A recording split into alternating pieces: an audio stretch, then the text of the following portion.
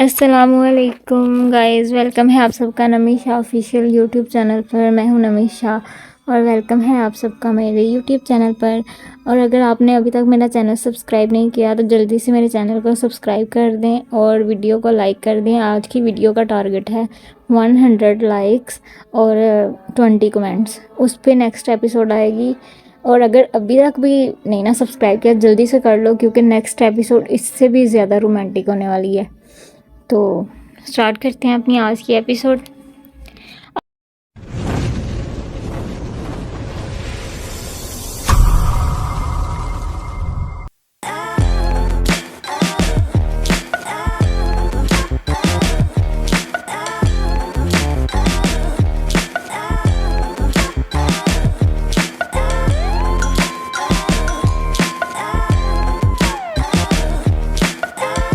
آفاف اپنے روم میں آ کر جویلری اتار رہی تھی۔ دوپٹہ اتار کر ایک طرف رکھتے اب وہ آہستہ آہستہ سارے زیور اتار چکی تھی، صرف چوڑیاں رہ گئی تھیں۔ ابھی وہ چوڑیاں نکالنے لگی تھی جب اس کے موبائل پر میسج کی رنگ ٹون ہوئی تو وہ چلتی ہوئی بیڈ کی طرف آ گئی جہاں اس کا موبائل پڑا تھا۔ اس نے واٹس ایپ اوپن کیا جہاں پہ کوئی انجان نمبر شو ہو رہا تھا۔ اس نے میسج اوپن کیا تو وہ کوئی ویڈیو تھی۔ بیڈ پر بیٹھ کر اس نے ویڈیو آن کی تو حیرت کی زیادتی سے اس کی آنکھیں باہر کو آ گئیں۔ موبائل ہاتھ سے گرتے گرتے بچا تھا۔ ویڈیو میں سمیر کو ایک کرسی پر باندھا گیا تھا جس کا برا حال تھا، ایسے لگ رہا تھا زندہ لاش ہو۔ پورا جسم زخموں سے چور تھا اور شرٹ خون سے بھری ہوئی تھی۔ ویڈیو دیکھ کر اب اس کی آنکھوں سے آنسو نکلنا شروع ہوئے، اسے پتہ ہی نہیں چلا۔ اسے لگا جیسے سب ایک دفعہ پھر سے اس کے سامنے آ گیا ہو۔ ٹانگیں بری طرح کانپ رہی تھی۔ ویڈیو کو بند کرتے اس نے موبائل ہی بند کر دیا تھا اور دونوں بازو ٹانگوں کے گرد باندھ کر وہیں بیڈ پر گٹھڑی بن کر بیٹھ گئی۔ تم میری رکھیل بنو گی، میرے بستر کی زینت، مجھے تھپڑ مارنے کا انجام بھگتو گی۔ کوئی تمہاری طرف تھوکنا بھی پسند نہیں کرے گا۔ نہیں، ایسا نہیں ہوگا ماما، اللہ رحم۔ سمیر کی باتیں کسی دیمک کی طرح اسے اندر سے کھائے جا رہی تھیں۔ یہ مسکراہٹ تو دنیا کے لیے تھی، ورنہ اندر سے تو ابھی بھی وہ پل پل مرتی تھی۔ ایسا کچھ نہیں ہوگا، میں اسے اپنے نزدیک بھی نہیں آنے دوں گی۔ ہر مرد بس استعمال کرنا چاہتا ہے عورت کو۔ سکندر شاہ، میں تمہارا جینا حرام کر دوں گی۔ وہ بے دردی سے آنسو صاف کرتے نئے منصوبے بنا رہی تھی جن سے بے خبر سکندر شاہ تو اپنے عشق کا الگ جہان آباد کر کے بیٹھا تھا۔ صبح کافی پر روشن تھی۔ سعد کو تو ایک پل بھی نیند نہیں آئی تھی۔ اسے ابھی بھی یقین نہیں آ رہا تھا کہ اس کی محبت اس کے جینے کی وجہ اسے مل چکی ہے اور اس کی باہوں میں موجود ہے۔ پوری رات وہ اس کے خوبصورت چہرے کو دیکھتا رہا تھا جو رات والی اس کی ٹی شرٹ میں موجود اس کی باہوں میں سو رہی تھی۔ اس وقت صبح کے 5 بجے تھے اور سعد کا دل کر رہا تھا اسے اٹھا دے اور اس پر اپنی محبت عیاں کر دے، مگر اسے ڈر تھا کہ کہیں وہ اس کی شدتوں سے گھبرا نہ جائے۔ اس نے تو ایسے چھوا تھا جیسے وہ موم کی گڑیا ہو۔ ابھی بھی وہ اسے ہی دیکھ رہا تھا جب وہ کسمساتے ہوئے انگڑائیاں لینے لگی۔ ابھی بھی اس کی نیند پوری نہیں ہوئی تھی۔ آنکھیں کھول کر کچھ دیر ماحول سے شناسائی حاصل کرنے کی کوشش کرنے لگی۔ آہستہ آہستہ ذہن بیدار ہوا تو فوراً اپنی طرف دیکھا اور پھر ڈرتے ڈرتے سعد کی طرف جو کب سے اس کی ساری کارروائی دیکھ رہا تھا۔ گڈ مارننگ زندگی۔ اس کے اس طرح دیکھنے پر سعد نے مسکراتے ہوئے کہا تو وہ رات کی اس کی شدتیں یاد کرتی بلش کر گئی۔ ارے ابھی تو میں نے کچھ کیا بھی نہیں، تم پہلے ہی لاٹماٹر ہو رہی ہو، اس نے شرارت سے کہتے ہوئے اس کے نیچے موجود اپنے بازو کی مدد سے اسے اپنے اوپر لٹاتے ہوئے کہا تو رمیش کے اوسان خطا ہوئے تھے۔ سعد چھوڑے، مجھے فریش ہونا ہے، اتنا ٹائم ہو گیا ہے، اس نے من مناتے ہوئے کہا تو سعد نے اس کے ماتھے پر اپنی محبت کی مہر ثبت کرتے اسے چھوڑ دیا تو وہ گدھے کے سر سے سینگ کی طرح غائب ہو گئی۔ ارے سنو، ٹی شرٹ بہت پیاری لگ رہی ہے تم پہ، اپنے پیچھے اسے سعد کی شرارت سے بھرپور آواز سنائی دی جو اس کی سانسوں کو اتھل پتھل کر گئی تھی۔ سعد مسکراتے ہوئے اس کے تکیے کو خود میں بھیج کر آنکھیں بند کر کے تھوڑی دیر سونے کی کوشش کرنے لگا۔ شاہ والا میں چہل پہل کا ماحول تھا۔ سکندر اس وقت جاگنگ کر کے واپس آیا تھا۔ جب پریئر روم کے سامنے سے گزرتے اسے سسکیوں کی آواز آئی تو وہ اندر چلا گیا جہاں بشریٰ بیگم رانی کی تصویریں کھولے رونے میں مصروف تھیں۔ سکندر نے کرب سے آنکھیں بند کر کے دوبارہ کھولتے درد کو اپنے اندر ہی دبایا۔ سکندر نے کرب سے آنکھیں بند کر کے دوبارہ کھولتے درد کو اپنے اندر ہی دبایا اور وہیں زمین پر ان کے پاس بیٹھ گیا اور ان کا سر اپنے سینے سے لگایا۔ ذوحان اسے واپس لے آؤ، آج اس کی چندا کی شادی ہے۔ کتنے ارمان تھے اس کے، اس ظالم دنیا نے اسے مار دیا۔ اس کی معافیاں بھی کسی کو سنائی نہیں دیں۔ تم کچھ کرو نا، تم تو اس کے گڈو ہو، وہ تمہاری بات مان لے گی، پلیز اسے واپس لے آؤ۔ وہ ہچکیوں کے درمیان سکندر سے بول رہی تھی، جو ان کا سر اپنے سینے سے لگائے کرب کی انتہا کو چھو رہا تھا۔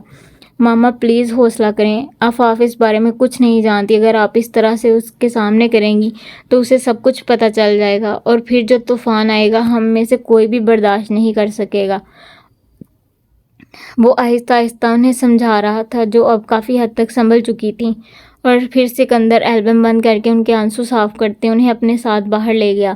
وہ جانتا تھا وہ جب جب اکیلی ہوتی ہیں پرانی باتوں کو یاد کر کے روتی رہتی ہیں، اس لیے اس نے اپنے بابا کو آفس سے ریٹائرمنٹ دے کر گھر بٹھا دیا تھا تاکہ وہ ان کے ساتھ گھر میں رہیں اور انہیں خوش رکھیں۔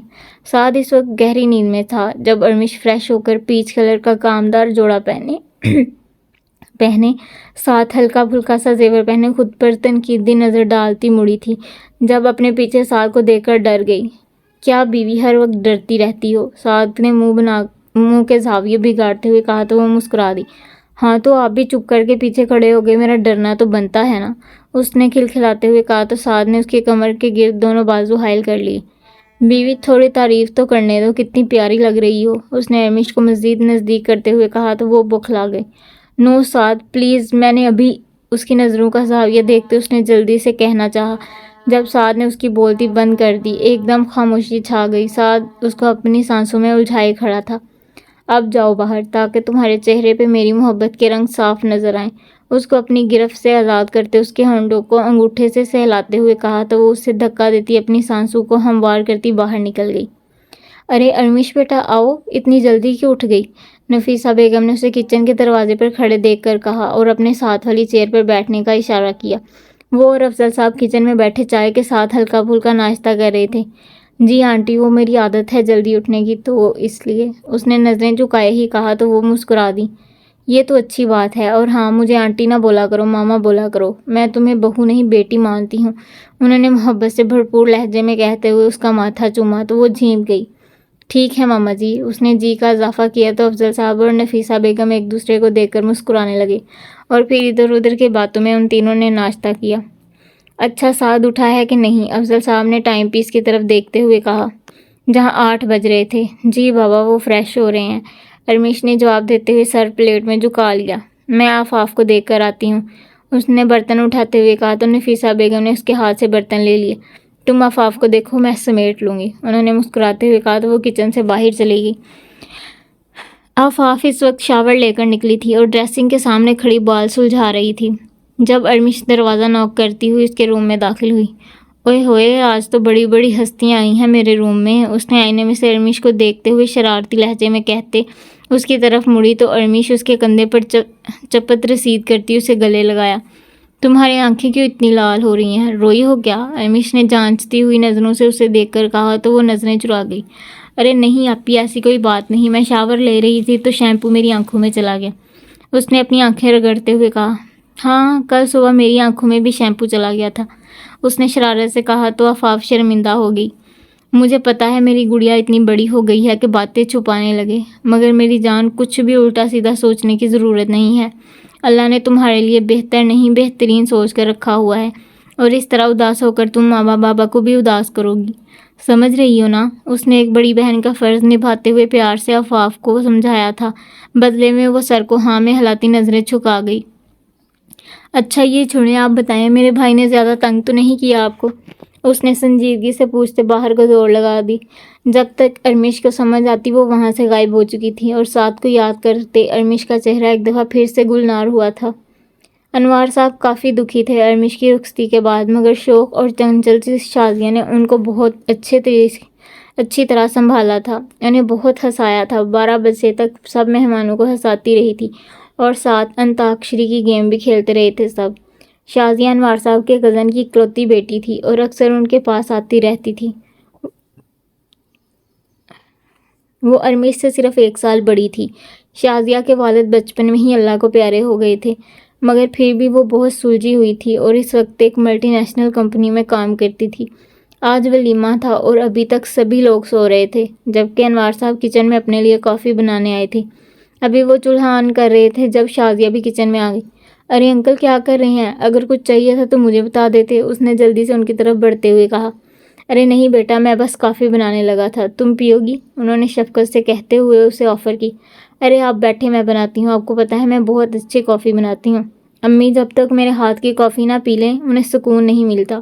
انہیں ایک طرف کرتے ہوئے جلدی جلدی ہاتھ چلانے لگی اور ساتھ ساتھ انہیں اپنی باتوں سے ہنسا بھی رہی تھی۔ ایک دفعہ کیا ہوا انکل، میں فرسٹ ایئر میں تھی، پیپر سے فری ہوئی تو ماموں لوگوں پاس چلی گئی۔ ایک دن مومانی کہنے لگی، شازیہ بیٹا مجھے انڈا ابال دو، لیکن میں نے تو کبھی کچن میں قدم تک نہیں رکھا تھا، مجھے کیا پتا کہ انڈا کیسے بوائل کرتے ہیں، مگر اپنی عزت قائم رکھنے کے لیے میں کچن میں چلی گئی اور جا کر فریج سے انڈا نکالا۔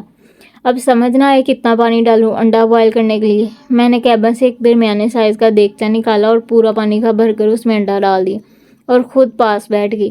ادھر مومانی انتظار کر کر کے خود کچن میں آئی تو اتنا بڑا دیگچا چولہے پر دیکھ کر ان کی تو آنکھیں ابل پڑی۔ انہوں نے مجھے اتنا ڈانٹا کہ اگر نہیں آتا تھا تو منع کر دیتی، اور بعد میں سب نے میرا وہ مذاق اڑایا کہ اللہ کی بنا۔ اور وہ دن اور آج کا دن میں نے ہر طرح کی کوکنگ سیکھ لی۔ وہ اپنے ہی دھیان انہیں اپنے کارنامے سنا رہی تھی اور پیچھے انوار صاحب کا ہنس ہنس کر برا حال تھا، چہرہ لال سرخ ہو رہا تھا اتنے ہنسنے کی وجہ سے۔ اس نے کافی بنا کے ان کے سامنے رکھی اور اپنا کپ ہاتھ میں پکڑ کر خود بھی ہنستی چلی گئی۔ بس بس بیٹا اور نہ ہنسانا، میرا تو پیٹ درد ہونے لگا۔ ہاں ہاں ہاں، وہ ابھی بھی ہنستے ہوئے شازیہ سے بولے تو وہ مسکرا دی۔ اللہ تمہارے نصیب اچھے کرے، ایسے ہی ہنستی اور ہنساتی رہو۔ وہ اپنا کپ اٹھا کر اسے دعا دیتے باہر لان میں چلے گئے اور شازیہ لاؤنج میں ٹی وی آن کر کے بیٹھ گئی۔ اس وقت سب لوگ ہال میں موجود تھے، بارات بھی آنے والی تھی۔ رائل بلو کلر کے 3 پیس میں ساتھ کے ساتھ رائل بلو کلر کی میکسی میں ارمیشا سامان سے اتری کوئی ہور لگ رہی تھی، ساتھ ہر 2 منٹ بعد اس کے کان میں کوئی نہ کوئی سرگوشی کر دیتا جس سے اس کا چہرہ مزید گلنار ہو جاتا۔ فوٹوگرافر سب کی تصویریں لینے میں مصروف تھا۔ نفیسہ بیگم بھی گرین کلر کے سوٹ پہنے کافی خوبصورت لگ رہی تھی اور اس وقت گیٹ پر افضل صاحب کے ساتھ مہمانوں کا ویلکم کر رہی تھی۔ آفاف برائڈل روم میں تیار ہو رہی تھی۔ اس نے میرون کلر کا لہنگا پہنا تھا جس میں گولڈن کلر کا کام تھا۔ اب بیوٹیشن اس کا دوپٹہ سیٹ کر رہی تھی۔ اس کا نوخیز حسن آج 2 آتشا لگ رہا تھا، بالکل احساس سے عاری چہرہ لیے وہ بیزار سی بیٹھی تھی۔ اگر اپنے ماں باپ کی عزت کا خیال نہ ہوتا تو کب کی ہر چیز اتار پھینکتی۔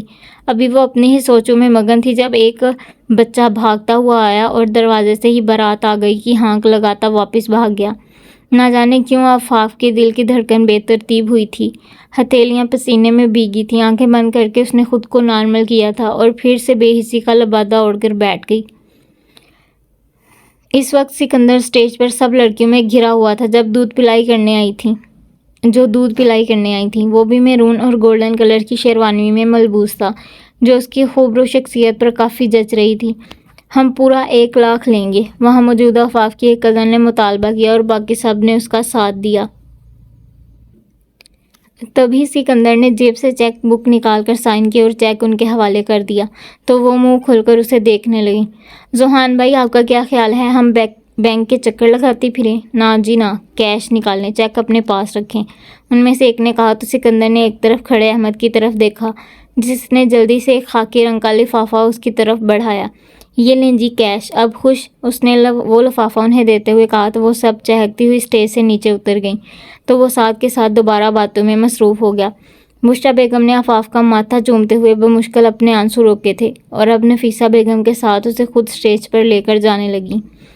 ہاں ہاں ہاں سبحانہ، ذوحان ساتھ کی بات پر کہکا لگاتے ہوئے جواب دینے لگا جب اچانک اس کی نظر سامنے اٹھی اور پلٹنا بھول گئی جہاں وہ دشمنے جہاں اپنی دونوں ماؤں کے ساتھ شان بے نیازی سے چلتی ہوئی آ رہی تھی اور چہرے کے تاثرات بالکل ایسے تھے جیسے اس کے سوا کوئی یہاں پہ ہو ہی نہ۔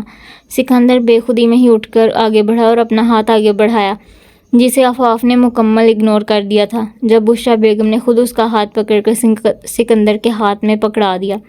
سب نے ہوٹنگ شروع کر دی اور آفاف صبر کا گھونٹ بھر کر رہ گئی۔ اب وہ سکندر کے ساتھ بیٹھی تھی اور ارمیش ساتھ کے ساتھ اور فوٹوگرافر تصاویر لینے میں بزی تھا۔ سکندر نے ابھی تک اس کا ہاتھ پکڑا ہوا تھا جسے وہ مسلسل چھڑوانے کی کوشش کر رہی تھی مگر ناکام۔ میرا ہاتھ چھوڑیں، سب دیکھ رہے ہیں، اس نے دھیمی آواز میں غراتے ہوئے کہا تو سکندر نے اس کی آنکھوں میں دیکھا اور اسی وقت کیمرے کی آنکھ نے یہ منظر ہمیشہ کے لیے اپنی آنکھوں میں قید کر لیا۔ آفاف اس کی آنکھوں میں اپنے لیے محبت کا ایک الگ جہاں آباد دے کر فوراً نظریں جھکا گئی اور اپنا ہاتھ اس کے ہاتھ میں ہی رہنے دیا تو وہ بھی مسکراتا ہوا اس کو نرم و نازک ہاتھ مزید اپنے مضبوط ہاتھوں میں بھینچ گیا۔ 1 بجے تک فنکشن چلتا رہا تھا اور پھر رخصتی کا شور اٹھا۔ ہر کوئی افسردہ تھا۔ آفاف نے رو رو کر برا حال کر لیا تھا اور باقی سب کو بھی رلا دیا تھا۔ اس وقت ساری گاڑیاں آگے پیچھے شاہ ولا کی طرف رواں دواں تھیں۔ سہان اس وقت سفید شلوار قمیض میں ملبوس تھا، شیروانی اس نے اتار دی تھی۔ گاڑی وہ خود ڈرائیو کر رہا تھا، جبکہ پچھلی سیٹ پر آفاف بشریٰ آپا کے ساتھ بیٹھی ابھی بھی رونے کا شغل فرما رہی تھی، جس کی ہچکیاں وقفے وقفے سے گاڑی میں گونج رہی تھیں، جبکہ سکندر ضبط کرتا خود کو پرسکون کیے گاڑی چلا رہا تھا۔ منزل پر پہنچ کر بشریٰ آپا نے آرام سے اسے گاڑی سے باہر نکالا۔ گھر میں بالکل خاموشی تھی، کیونکہ ان کی زیادہ رشتہ داری نہیں تھی اور جن لوگوں کو انوائٹ کیا گیا تھا ان کو حال میں ہی بلایا گیا تھا، ڈائریکٹ۔ آفاف بھی اب کافی حد تک سنبھل چکی تھی۔ ایک نظر اس نے پوری شان سے کھڑے شاہ ولا پر ڈالی، جو اپنے مالک کی طرح ہی اسے مغرور لگا تھا۔ خوبصورتی سے جگمگ کرتا پورا شاہ ولا روشنی میں نہایا ہوا تھا۔ دروازے سے لے کر جہاں جہاں سے وہ گزرتی وہاں وہاں پھولوں کی راہداری بنائی گئی تھی۔ اس راہداری پر چلتے ہوئے بشریٰ آپا اسے ایک روم میں لائی تھیں جو یقیناً سکندر کا تھا۔ بیڈ پر بٹھا کر اس کا ماتھا چومتے دعائیں دیتی وہ واپس جا چکی تھیں، جبکہ ان کے جاتے ہی اسے وحشت نے آن گھیرا تھا۔ پورا کمرہ پھولوں سے سجایا گیا تھا۔ چاکلیٹ کلر کی تھیم تھی پورے کمرے کی۔ پورا کمرہ اسی تھیم کی عکاسی کر رہا تھا، جو کہ اس کے ذوق کا منہ بولتا ثبوت تھا۔ گلشن ولا میں خاموشی کے ڈیرے تھے۔ افضل صاحب اور نفیسہ بیگم اپنے روم میں خواب خرگوش کے مزے لوٹ رہے تھے، جبکہ سعد کا کروٹیں بدل بدل کر برا حال تھا، مگر نیند آنکھوں سے کوسوں دور تھی۔ 1 گھنٹے میں ہی اسے اندازہ ہو چکا تھا کہ ارمیش اس کے لیے کتنی ضروری ہے۔ اسے غصہ بھی تھا اس پر جو اس کے منع کرنے کے باوجود اپنے بابا کے ساتھ چلی گئی تھی، مگر دل کے ہاتھوں مجبور ہو کر وہ اٹھا تھا اور آہستہ سے دروازہ کھولتے وہ باہر نکل گیا اور اب گاڑی میں بیٹھے اس کا رخ ارمیش کے گھر کی طرف تھا۔ ارمیش اس وقت اپنے بابا کے ساتھ بیٹھی گپیں لڑا رہی تھی۔ ایک دن میں ہی وہ انہیں بہت یاد کر چکی تھی، اس لیے سعد کے منع کرنے کے باوجود وہ اپنے بابا کے ساتھ آ گئی تھی۔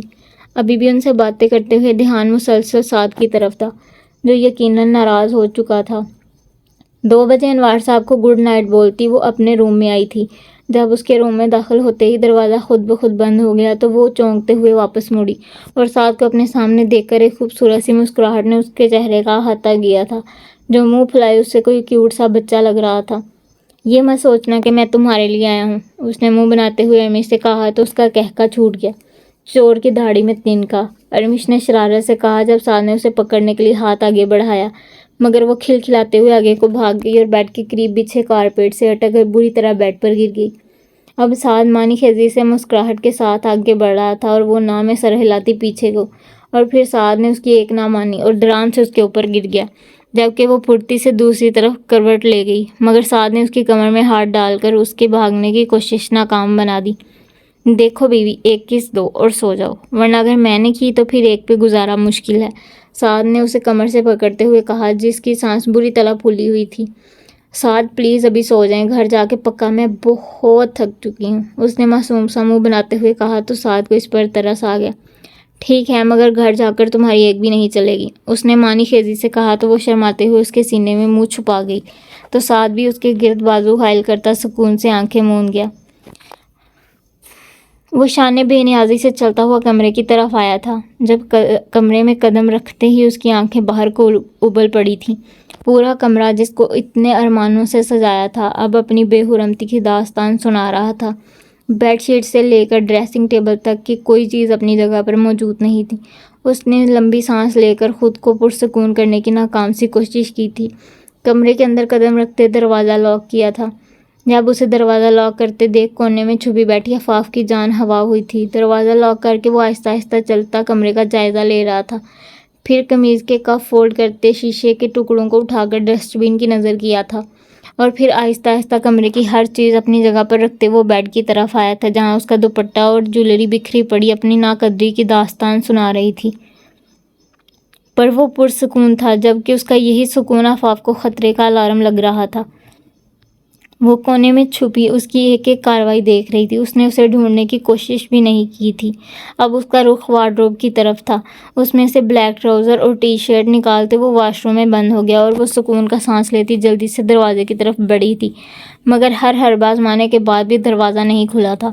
ابھی یہ بھی پرواہ نہیں تھی کہ وہ دوپٹے کے بغیر ہے، جس سے اس کی ساری دلکشیاں ظاہر ہو رہی تھیں۔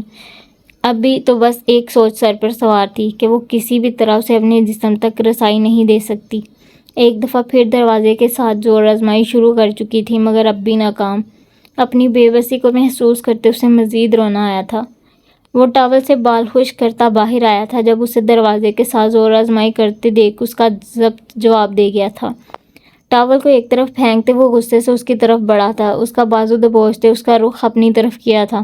گڑے آنکھیں مسلسل رونے کی چغلی کھا رہی تھیں۔ دوپٹے کے بغیر اس کا نوخیز حسن اس کے سامنے تھا۔ ہولے ہولے کانپتا اس کا جسم اور ہلتے ہونٹ اس کا غصہ جھاگ کی طرح بیٹھ گیا تھا، جبکہ اسے اپنے سامنے کھڑے دیکھ آفاف کی جان لبوں پر آ گئی تھی۔ اس کے کسرتی جسم کے سامنے وہ بالکل چھوٹی سی بچی لگ رہی تھی، جو سانس روکے دروازے کے ساتھ لگی کھڑی تھی۔ ٹانگوں سے جان نکلتی محسوس ہو رہی تھی۔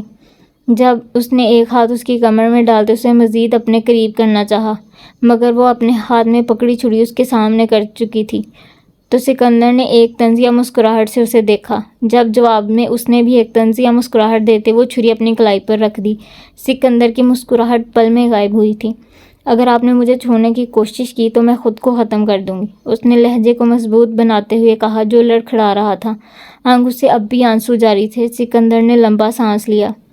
ارے ماما آپ، اس نے پیچھے دیکھتے ہوئے کہا، جب آفاف نے بھی جلدی سے پیچھے دیکھا، اور اسی پھرتی سے سکندر نے اس سے چھری لے کر بیڈ کے نیچے پھینکی تھی اور خود اسے اپنے بازوؤں کے گھیرے میں لیے اب اسے گھورنے میں مصروف تھا، جو اپنی موت کے ڈر سے آنکھیں زور سے بند کیے کھڑی تھی اور اپنی ایک ایک حرکت سے اس کا دل دھڑکا رہی تھی۔ جب سکندر نے نہ چاہتے ہوئے بھی اس کے ہونٹوں پہ اپنے ہونٹ رکھ دیے اور تب تک نہیں چھوڑا جب تک اس کی سانسیں اکھڑنے نہیں لگیں، یہاں تک کہ اس کے منہ میں خون کا ذائقہ محسوس ہونے لگا، تب پیچھے ہٹا، مگر اب بھی وہ اسے اپنی باہوں میں لیے کھڑا تھا، جو کانپتی ٹانگوں کے ساتھ بمشکل کھڑی لمبے لمبے سانس لے رہی تھی اور بے یقینی سے اپنے ہونٹوں کو چھو کر دیکھ رہی تھی۔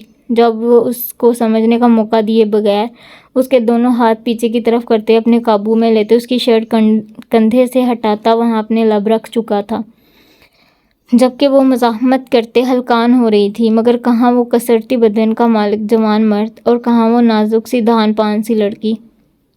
جب کچھ سمجھ نہ آیا تو آفاف نے بھی اپنے دانت اس کے گردن میں گاڑ دیے تھے، جس سے سکندر شاہ کے لبوں پر مسکراہٹ دوڑ گئی تھی۔ وہ جنون سے اس کی گردن پر اپنی محبت کی چھاپ چھوڑنے لگا تھا، جا بجا اس کی گردن پر ہونٹوں کا سفر کرتے اب نشانہ اس کی گردن سے نیچے موجود بند رازوں کی طرف تھا۔ ایک دم ہی آفاف کو اپنے کندھوں سے بوجھ ہٹتا ہوا محسوس ہوا جب اس نے چونک کر اپنی طرف دیکھا، جہاں اس کے بلاؤز کی ڈوریاں ٹوٹ کر نیچے گری پڑی تھیں اور بلاؤز بازو سے ڈھلک کر آگے کو گرا تھا، جس سے اس کی دودیا رنگت سکندر کی آنکھوں میں استحقاق کی لہر دوڑا گئی تھی۔ آفاف نے بے بسی سے اس کے ہاتھوں میں پھنسے اپنے ہاتھوں کو چھڑوانے کے لیے زور لگایا تھا تاکہ اپنے بلاؤز کو سنبھال سکے، لیکن اس کی اس مزاحمت سے بلاؤز مزید نیچے ڈھلک چکا تھا، جس سے بلاؤز کے اندر کا سامان اب سکندر کی آنکھوں کے سامنے تھا، جبکہ آفاف تو شرم سے پانی پانی ہو رہی تھی صورتحال پر، جبکہ سکندر اس کے ماروائی حسن کو دیکھ کر خود پر کنٹرول کھو رہا تھا۔ اس سے پہلے کہ وہ اس کے سینے کے آبھاروں کو محسوس کرتا، وہ ہاتھ چھڑواتی اسے پیچھے دھکا دے چکی تھی اور اپنے بلاؤز کو ٹھیک کرتی چلائی تھی۔ سکندر کے سامنے کھڑی وہ قد اور عمر دونوں میں کوئی معصوم بچی لگ رہی تھی، جو اپنی ہر ادا سے اس کا دل دھڑکا رہی تھی، جبکہ آفاف کا خوف سے برا حال تھا۔ بس زبردستی تو کرنی آتی ہے آپ کو، یہی تو کرتے ہیں آج تک آپ، مگر اب نہیں، اگر آپ نے مزید میرے ساتھ کچھ کرنے کی کوشش کی تو میں اپنے آپ کو ختم کر دوں گی۔ خود کو سنبھالتے وہ چیخی تھی۔ سکندر کے ماتھے پر ڈھیروں بل پڑے تھے۔ دیکھو، اکیلا چھوڑ دو مجھے، لیو، کانوں پہ ہاتھ رکھتے وہ حلق کے بل چلائی تھی، جبکہ سکندر نہ چاہتے ہوئے بھی اس کی حالت کے پیش نظر اپنے روم میں ہی موجود اسٹڈی روم میں چلا گیا تھا اور وہاں جا کر کوچ پر گر سا گیا تھا۔ کیا بات تمہیں پریشان کر رہی ہے آخر؟ کیوں کر رہی ہے تم ایسا میرے ساتھ؟ اس نے بے بسی سے ماتھا مسلا تھا۔ آج سے پہلے کبھی خود کو اتنا بے بس محسوس نہیں کیا تھا۔ کافی دیر اپنے آپ سے لڑتے وہ واپس کمرے میں آیا تھا جہاں وہ دشمن جان دروازے کے پاس ہی روتے ہوئے سو گئی تھی۔ سکندر نے ایک ٹھنڈی آب بھری اور اس کی طرف قدم بڑھائے۔ اس کے سارے ارمانوں پہ وہ پانی پھیر چکی تھی۔ اتنی محبت سے سجائے گئے کمرے کا حشر بگاڑا تھا اس نے۔ آہستہ سے اسے بازو میں بھرتے بیڈ کی طرف قدم بڑھائے تھے۔ ایک نظر اس کے جسم پر ڈالی تھی جو اتنے بھاری جوڑے سے تھکا سا محسوس ہوا تھا، مگر پھر بھی اس کی نیند کا خیال کرتے اسے ایسے ہی بیڈ پر لٹا کر پیچھے ہٹنا چاہا، مگر اپنی شرٹ پر کھنچاؤ سا محسوس کرتے اس نے نظر جھکا کر نیچے دیکھا اور پھر مسکرانے لگا، جس کا ایک ہاتھ اس کی شرٹ دبوچے ہوئے تھا۔ جاگتے ہوئے قریب نہیں آنے دیتی اور سوتے ہوئے دور نہیں جانے دیتی، آخر چاہتی کیا ہو تم؟ بے بسی سے اس کے کان میں سرگوشی کی تھی جو سوتے ہوئے بہت پرسکون لگ رہی تھی۔ اس کی گرم سانسیں محسوس کرتے ہلکا سا کسمس آئی تھی اور پھر گہری نیند میں چلی گئی۔ سکندر نے لمبا سانس لیا اور ایسے ہی اس کے ساتھ بیڈ پر لیٹتے اس کا سر اپنے سینے پر رکھتے سونے کی کوشش کرنے لگا، جو یقیناً ناممکن تھا۔ اب تو چھوڑ دو، میں وعدہ کرتا ہوں کبھی کسی کو تنگ کرنے کی کوشش نہیں کروں گا۔ سمیر کو جب بھی ہوش آتا وہ یہی بات دہراتا، مگر کوئی سننے والا ہوتا تب نہ۔ ان 10 دنوں میں وہ ہر طرح سے معافی مانگ چکا تھا، مگر سامنے والے کو شاید اس کی معافی چاہیے ہی نہیں تھی، اس لیے تو اندھا اور بہرا بنا بیٹھا تھا۔ یہ ایک سنسان جگہ تھی جہاں صرف ایک بلب اس کے سر پر جھولتا رہتا تھا۔ بیٹھنے کے لیے 2 کرسیاں تھیں، ایک پر سمیر کو باندھا گیا تھا جبکہ دوسری اس کے سامنے پڑی تھی۔ شاید کوئی تہہ خانہ تھا جہاں اسے رکھا گیا تھا، کیونکہ ایک طرف سے سیڑھیاں چڑھنے اترنے کی آوازیں آتی تھیں۔ ابھی بھی سمیر کی آنکھیں خوف کے زیر سر ادھر ادھر دیکھ رہی تھی کہ شاید کوئی جگہ مل جائے بھاگنے کی، پر ناکام۔ ابھی انہی سب سوچوں میں گم تھا جب اسے قدموں کی آواز سنائی دی۔ اسے امید کی ایک چھوٹی سی کرن نظر آئی تھی۔ اس کی ساری حصیں بیدار ہو چکی تھی کہ شاید اب کوئی آزادی کا پروانہ اس کے ہاتھ میں تھما دے۔ وہ امید بھری نظروں سے آواز کی سمت دیکھ رہا تھا، کیونکہ اندھیرے میں کچھ نظر نہیں آ رہا تھا۔ تبھی احمد آہستہ آہستہ چلتا ہوا اس کے سامنے والی کرسی پر آ کر بیٹھ گیا۔ کیسے ہو برخوردار؟ سامنے والی کرسی پر ٹانگ چڑھا کر بیٹھتے اس نے طنزیہ مسکراہٹ کے ساتھ سمیر کو پوچھا تو وہ سر جھکا گیا۔ تمہیں پتہ ہے کہ وہ میم سے اتنی محبت کرتے ہیں کہ ان کا بس چلے تو ان کو چھونے والی ہوا کو بھی معاف نہ کریں، اور تم نے تو پھر انہیں اتنے آنسو دیے ہیں، سوچو تمہارا کیا حال کریں گے؟ احمد اسے آنے والے وقت سے آگاہ کرتے ہوئے کہا تو سمیر کو اپنے حلق میں کانٹے سے چبھتے محسوس ہوئے۔ دیکھو، ایک غلطی تو اللہ بھی معاف کر دیتا ہے، اس نے التجائی لہجے میں کہا تو احمد نے خونخوار نظروں سے اسے دیکھا۔ غلطی؟ تم اسے غلطی کہتے ہو؟ شرم آنی چاہیے تمہیں، گناہ کو غلطی کہتے ہوئے۔ ایک پاک باز لڑکی کو تم جیسے مرد اپنی ہوس کا نشانہ بناتے ہیں، اور بعد میں ہمارا اپاہج معاشرہ اسی لڑکی کو اپنی زبان سے چھلنی کر دیتا ہے، اس کا گھر سے نکلنا تک مشکل ہو جاتا ہے، اور کیا ہوتا ہے آخر میں؟ یا تو وہ خودکشی کر لیتی ہے یا پھر اس کے ماں باپ اسے زہر دے دیتے ہیں، اور اگر کوئی باہمت لڑکی اپنی جنگ لڑنے نکلتی ہے تو رہی صحیح کسر ہماری عدالتیں اور میڈیا پوری کر دیتے ہیں، اور تم غلطی کہہ رہے ہو۔ اگر اس دن سعد بھائی نہیں آتے تو وہ کبھی بھی تمہاری شیطانیت سے نہیں بچ پاتی، اس نے شعلہ برساتی آنکھوں سے سمیر کو دیکھتے ہوئے کہا۔ سمیر کو اب اپنے گناہ کا احساس ہو رہا تھا، احساس ندامت مزید اس پر حاوی ہو رہا تھا۔ احمد غصے سے اٹھ کر واپس چلا گیا، کیونکہ اگر وہ یہاں رکتا تو ضرور کچھ نہ کچھ کر دیتا، اور ایسا کچھ بھی کرنے سے سبحان نے سختی سے منع کیا تھا۔ سعد کی آنکھیں دور کہیں اذان کی آواز سے کھلی تھیں۔ کچھ دیر لگی تھی اسے ماحول سے شناسائی حاصل کرنے میں، لیکن پھر نظر اپنی سائٹ پر پڑی جہاں اس کی زندگی پرسکون سی سو رہی تھی۔ لائٹ بلب کی مدھم سی روشنی میں اس کا خوبصورت چہرہ اپنی آنکھوں کے حصار میں لیے مسلسل دیکھ رہا تھا، پھر ایک ہاتھ بڑھا کر اسے اپنی طرف کھینچ کر سارا وزن اس پر ڈال دیا۔ مقصد اسے نیند سے جگانا تھا۔ ارمش کی آنکھ اپنے اوپر وزن محسوس کرتے کھلی تھی۔ آنکھیں کھول کر دیکھا تو سعد صاحب اسے اپنا گؤ تکیہ سمجھ کر سو رہے تھے۔ اس نے اسے خود سے ہٹانا چاہا جب وہ مزید اسے خود میں بھیج گیا۔ سعد، آپ جاگ رہے ہیں؟ نیند میں ڈوبی اس کی گھٹی گھٹی سی آواز کمرے میں گونجی تو سعد نے مسکراتے ہوئے اپنا سر اپنے بازو پر ٹکایا، البتہ ٹانگ ابھی بھی اس کے اوپر تھی۔ تمہارے نزدیک تو کوئی پاگل ہی ہوگا جو سو پائے گا، اس نے شرارت سے کہا تو ارمش جھینپ گئی۔ اوہ اچھا، تو رات کو آپ پاگل تھے، اس نے شرارت سے کہا تو سعد کا قہقہ گونجا تھا۔ کیا بات ہے بیوی، ایک ہی دن میں تیز ہو گئی ہو، اس نے مسکراتے ہوئے کہا تو ارمش بھی کھلکھلا پڑی۔ اچھا اب مجھے جانا ہے، اگر کسی نے دیکھ لیا تو تمہیں ہی شرم آئے گی، اس نے اٹھتے ہوئے کہا تو ارمش کے گال سرخ ہوئے اور وہ بھی بستر سے اٹھ گئی نماز کی نیت سے۔ جلدی آ جانا، آج ماما باپ آئیں گے تمہیں لینے۔ اس کا گال تھپتھپاتے سعد نے کہا تو وہ سر ہلا گئی اور پھر اس کے ماتھے پر اپنی محبت کی مہر ثبت کرتے وہ اندھیرے میں گم ہو گیا اور ارمش وضو کرنے واش روم میں چلی گئی۔ ارے برخوردار، کہاں سے آ رہے ہو اتنی صبح صبح؟ سعد کو لانچ میں ہی افضل صاحب نے گھیر لیا تھا۔ کہیں سے بھی نہیں، اس نے مسکراتے ہوئے کہا۔ ہمارے سامنے تم باہر سے آ رہے ہو، پھر بھی جھوٹ، انہوں نے چہرے پر سنجیدگی لاتے ہوئے کہا۔ ارے وہ تو میں نماز پڑھنے گیا تھا، اس نے جواب دیتے جانا چاہا جب ان کی آواز نے پھر سے اس کے قدم جکڑے تھے۔ یہ رات کے 1:30 بجے کون سی نماز ہوتی ہے بیٹا جی، جو صبح کے 6 بجے ختم ہوتی ہے؟ انہوں نے اب بھی سنجیدگی سے کہا جبکہ آنکھوں میں شرارت صاف نظر آ رہی تھی۔ لیکن سعد دیکھتا تو سمجھتا نا۔ سعد نے آنکھیں بند کرتے زبان دانتوں میں دبائی، مطلب وہ اسے جاتا ہوا دیکھ چکے تھے۔ ہاں کوئی بات نہیں برخوردار، آج سے 25 سال پہلے ہمارا بھی یہی حال تھا، انہوں نے کہکا لگاتے ہوئے کہا تو سعد کی جان میں جان آئی۔ مطلب آپ بھی ماما کے پیچھے چلے گئے تھے؟ اس نے حیرانگی سے پوچھا۔ ہم تو ان کے ساتھ ہی چلے گئے تھے، انہوں نے پرانے دن یاد کرتے ہوئے کہا تو سعد بھی ان کی طرف متوجہ ہو گیا۔ اچھا ابھی تم جا کے سو جاؤ، آنکھیں سرخ ہو رہی ہیں، پھر کبھی پرانے قصے کھولیں گے، انہوں نے کہا تو سعد بھی تھکاوٹ محسوس کرتا اپنے روم میں چلا گیا اور افضل صاحب مسکراتے ہوئے لان میں واک کرنے لگے۔ آفاف کی آنکھ کافی لیٹ کھلی تھی۔ بیڈ پر بیٹھتے ایک جاندار سی انگڑائی لیتے اس نے اپنی تھکاوٹ کو دور کرنا چاہا۔ حواس بیدار ہوئے تو کمرے میں ادھر ادھر نگاہ دوڑائی کہ کہیں وہ کمرے میں تو نہیں، مگر صد شکر کہ وہ نہیں تھا۔ ایک نظر اپنی طرف دیکھا، کل والے لہنگے میں میٹھے میٹھے میک اپ کے ساتھ وہ بیڈ پر بیٹھی تھی۔ میں یہاں کیسے آئی؟ میں تو وہاں، مطلب شاہ نے؟ یہ سوچ آتی اسے ڈھیروں شرم آئی تھی، مگر پھر اپنی کیفیت کو نظر انداز کرتی وہ اٹھ کر الماری کے پاس گئی اور اپنے ہینگ ہوئے کپڑوں کو دیکھنے لگی۔ بلاؤز کی بچی کچی ڈوریوں کو اس نے بمشکل باندھا تھا۔ بلیک کلر کا ڈریس پہنا، پیچھے سے اس کی آواز سنتے فوراً پلٹی تھی۔ بلیک ٹراؤزر پہنے، شرٹ سے بے نیاز وہ پسینے میں شرابور تھا۔ خوبصورت بال جو ہر وقت وہ جیل سے سیٹ رکھتا تھا اب ماتھے پر بکھرے ہوئے تھے۔ شاید وہ جم میں تھا، شرٹ لیس ہونے کی وجہ سے اس کا کسرتی جسم کسی چاندی کی طرح دمک رہا تھا۔ آفاف کسی ٹرانس کی سی کیفیت میں اسے دیکھے جا رہی تھی۔ جانے شاہ تمہارا ہی ہوں، ایسے گھورو تو نہ جانے وہ کب سے اس کے بالکل پاس آ گیا تھا کہ اسے پتہ بھی نہ چلا اور اب ہلکا سا مسکرا کر اس سے بولا۔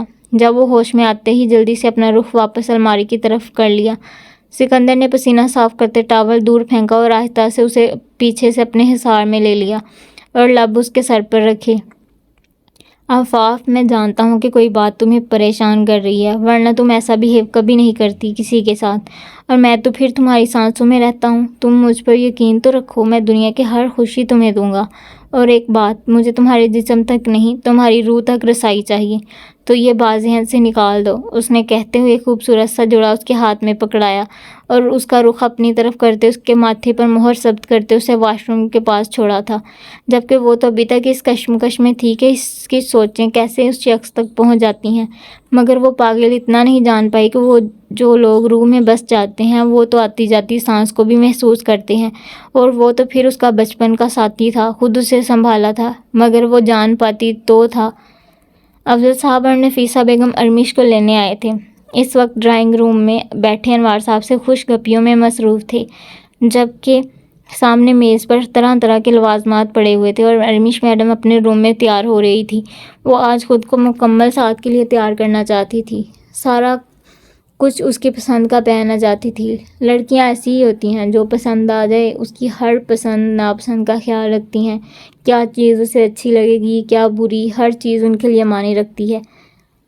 اس کی ایک مسکراہٹ دیکھنے کے لیے پورا دن کچن میں اس کا من پسند کھانا بنانے میں گزار دیتی ہیں۔ لڑکیاں تو کچھ بھی نہیں چاہتی سوائے اپنے من پسند انسان کو اپنا محرم دیکھنے کے۔ ارمش کبھی ایک سوٹ کو ساتھ لگاتی کبھی دوسرے کو۔ جب نفیسہ بیگم دروازہ نوک کرتی اس کے روم میں داخل ہوئیں اور اسے اس طرح الجھے دیکھ کر مسکرائے بنا نہیں رہ سکیں۔ سعد کو ریڈ کلر بہت پسند ہے، انہوں نے اس کی وارڈروب سے ایک نفیس سی ریڈ کلر کی ساڑی نکالتے ہوئے کہا۔ ماما ابھی نہیں نا، پلیز، بابا بھی ساتھ ہوں گے، اس نے ساڑی کو دیکھ کر منمناتے ہوئے کہا تو نفیسہ بیگم مسکرا دی۔ ابھی دوپہر کے 2 ہوئے ہیں اور ہم لوگ 4 بجے نکلیں گے، کیونکہ ہمیں کہیں دعوت پہ جانا ہے، اس لیے آپ کو گھر ڈراپ کر کے ہم لوگ سیدھا وہیں جائیں گے، تو آپ کو پریشان ہونے کی بالکل ضرورت نہیں، انہوں نے اس کی جھجک محسوس کرتے ہوئے کہا۔ لیکن مجھے باندھنی نہیں آتی، اس نے اصل بات بتائی۔ تو کیا ہوا، میں ہوں نا، باندھ دوں گی، آپ کے بابا کو بھی ساڑی بہت پسند تھی، وہ تو اکثر مجھ سے فرمائش کرتے تھے کہ میں ساڑیاں ہی پہنوں کیونکہ مجھ پہ بہت جچتی تھیں، اور ساتھ بھی اپنے بابا پر ہی گیا ہے، انہوں نے مسکراتے ہوئے کہا تھا، اور ارمش بھی مسکرا دی اور پھر ان کے ساتھ جویلری اور باقی میچنگ چیزیں ڈسکس کرنے لگی۔ بلیک کلر کا سوٹ پہنے، ساتھ گرے آنکھوں میں ہلکا سا کاجل اور اپنے ہونٹوں کے ساتھ میچ کرتی لپسٹک لگائے، بالوں کا ٹویسٹ بنا کر انہیں پیچھے کھلا چھوڑے دوپٹے سے الجھتی وہ سیڑھیاں اتر رہی تھی کیونکہ دوپٹہ کافی بڑا تھا جو اس سے ہینڈل نہیں ہو رہا تھا۔ بشریٰ بیگم اس وقت ہال میں بیٹھے قربان شاہ کے ساتھ کسی بات پر بحث کر رہی تھی۔ جب اسے آتا دیکھ ان کا موڈ خود بخود خوشگوار ہو گیا تھا اور وہ قربان صاحب کو وہیں چھوڑ کر آگے بڑھی تھی۔ ارے بیٹا آؤ، چھوڑ دو ایسے ہی، کچھ نہیں ہوتا، تمہارا اپنا گھر ہے، کون سا باہر ہو۔ انہوں نے اسے دوپٹے سے الجھتے دیکھ کر کہا تو ان کی بات سن کر اس نے ہاں میں سر ہلایا اور دوپٹے کو ایک طرف کندھے پر ڈال دیا تو بشریٰ بیگم نے اسے اپنے ساتھ ہی صوفے پر بٹھا لیا اور ملازمہ کو کھانا لگانے کا کہہ کر اس سے چھوٹی موٹی باتیں کرنے لگی۔ سکندر اپنی شرٹ کے کف فولڈ کرتا سیڑھیاں اتر رہا تھا جب ہال میں سے آتے کہکے نے اس کے چہرے پر مسکراہٹ بکھیری تھی۔ واہ جی واہ، بہو کی خدمتیں ہو رہی ہیں۔ ڈائننگ ٹیبل پر آفاق کے ساتھ والی کرسی پہ بیٹھے اس نے شرارت سے کہا، خبردار جو تم نے آج کے بعد بہو کہا، بیٹی ہے وہ ہماری۔ بشریٰ اپا نے غصے سے کہا تو سکندر بابا کی طرف دیکھنے لگا اور وہ کندھے اچکا کر کھانا کھانے لگے۔ ہائے لوگوں، کیا زمانہ آ گیا، بیٹی ملتے ہی لوگ بدل گئے، مطلب بیٹا بھول ہی گیا، اس نے دہائی دیتے ہوئے کہا تو آفاق مزید ماما کے ساتھ چپک گئی اور اسے مکمل اگنور کرتی ان کے ساتھ باتوں میں مصروف ہو گئی تو وہ بھی مسکراتا ہوا کھانے میں مصروف ہو گیا اور اس کی چہچہاہٹ سننے لگا جو ایک دن میں ہی پورے گھر کو خوشگوار بنا گئی تھی، ورنہ یہاں ہر وقت خاموشی رہتی تھی۔ یہی تو چاہتا تھا وہ کہ وہ ہنسے بولے، اسی لیے تو اپنا اگنور ہونا تک برداشت کر رہا تھا کیونکہ یہ لڑکی اس کی روح میں شامل تھی، اس کی کچی عمر کی محبت تھی اور اکثر کچی عمر کی محبتیں پوری زندگی انسان کا پیچھا نہیں چھوڑتی، پھر چاہے لاکھ حسین چہرے ملیں مگر طلب صرف اس کی رہتی ہے۔ ساتھ دنیا جہاں سے بے خبر اپنے بیڈ پر سو رہا تھا جب چوڑیوں کی کھنک سے اس کی آواز کھلی تھی۔ آنکھیں مسلتے ہوئے اس نے ٹائم دیکھا جہاں شام کے 5 بج رہے تھے۔ وہ کمفرٹر ہٹاتا اٹھا تھا جب اس کی نظر کھڑکی میں کھڑی ارمش پر پڑی جو سرخ ساڑی پہنے، کھلے بال چھوڑے جو کہ اس نے ایک طرف کندھے پر کر رکھے تھے، چھوٹے چھوٹے ٹاپس پہنے، ریلنگ پر ہاتھ ٹکائے غروب ہوتے سورج کو دیکھ رہی تھی۔ ہوا کی وجہ سے اس کے بال پیچھے کی طرف اڑ رہے تھے۔ ساتھ کو صرف اس کی بیک سائڈ نظر آ رہی تھی کیونکہ اس کا منہ باہر کی طرف تھا۔ پیچھے سے اس کا بلاؤز بیک لیس تھا، صرف ڈوریاں ہی ڈوریاں تھیں جن سے اس کی دودیا رنگت صاف دمک رہی تھی، جنہیں دیکھتے بے ساختہ ساتھ کا دل اس کی نازک سی کمر میں اٹک گیا تھا۔ وہ چلتا ہوا اس کے پیچھے کھڑا ہو گیا اور اس کی کمر کے گرد اپنے بازو باندھ کر تھوڑی اس کے کندھے پر ٹکا دی۔ مطلب آج اپنے معصوم شوہر کو بہکانے کا مکمل سامان کیا گیا ہے۔ اس کے کان میں ہلکی سی سرگوشی کی جس کی دھڑکنیں معمول سے ذرا تیز تھیں۔ تو گائز یہ تھی ہماری آج کی ایپیسوڈ۔ اب جلدی سے اس کو لائک کریں، کمنٹ کریں، شیئر کریں اور میرے چینل کو سبسکرائب کر لیں کیونکہ نیکسٹ ایپیسوڈ ایکسٹریم والی رومانٹک ہونے والی ہے، ایکسٹریم والی، تو اس کے لیے آپ کو میرا چینل سبسکرائب کرنا پڑے گا، ایپیسوڈ کا ٹارگیٹ پورا کرنا پڑے گا جو کہ ہے 100 لائکس ایپیسوڈ پر اور 20 کمنٹس، اور جلدی سے میرے 1000 جو ہے سبسکرائب کمپلیٹ کروا دیں، اپنی پاور دکھائیں ذرا، رائٹر کو بھی سکون ہو کہ ہاں ہماری جو فیملی ہے وہ 1000 کمپلیٹ ہو گئی ہے، ٹھیک ہے۔ تو اس طرح کے مزید ناولز انشاءاللہ اس سے بھی اچھے ناول اپلوڈ ہوں گے نیکسٹ۔ تو اپنا بہت زیادہ خیال رکھیے گا، چینل کو سبسکرائب کیجیے گا، لائک کیجیے گا، ویڈیو کو شیئر کیجیے گا اور اپنے دوستوں کو بھی شیئر کریں کہ وہ آئیں اور ناول پڑھیں۔ اللہ حافظ۔